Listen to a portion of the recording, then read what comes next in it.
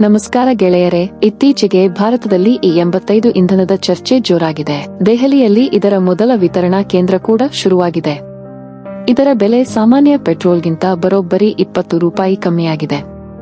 ಬೆಲೆ ಕಡಿಮೆ ಇದೆ ಅಂತ ನಿಮ್ಮ ಸದ್ಯದ E20 ಬೈಕ್ ಅಥವಾ ಕಾರಿಗೆ ಈ ಇಂಧನ ಹಾಕಿಸಬಹುದಾ?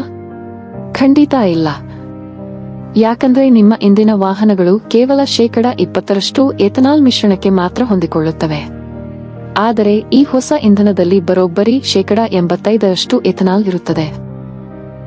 ಗೊತ್ತಿಲ್ಲದೆ ನಿಮ್ಮ ಸಾಮಾನ್ಯ ಗಾಡಿಗೆ ಇದನ್ನು ಹಾಕಿಸಿದ್ರೆ ಎಂಜಿನ್ ಕಾರ್ಯಕ್ಷಮತೆ ಹಾಳಾಗುತ್ತೆ, ಇಂಧನ ಕೊಳವೆಗಳು ತುಕ್ಕು ಹಿಡಿಯುತ್ತವೆ ಮತ್ತು ದೀರ್ಘಾವಧಿಯಲ್ಲಿ ನಿಮ್ಮ ವಾಹನದ ಎಂಜಿನ್ ಸಂಪೂರ್ಣವಾಗಿ ಹಾಳಾಗಬಹುದು. ಹಾಗಾದ್ರೆ ಈ ಇಂಧನ ಯಾರಿಗೆ? ಇದಕ್ಕಾಗಿಯೇ ಫ್ಲೆಕ್ಸ್ ಇಂಧನ ವಾಹನಗಳು ಮಾರುಕಟ್ಟೆಗೆ ಬರುತ್ತಿವೆ.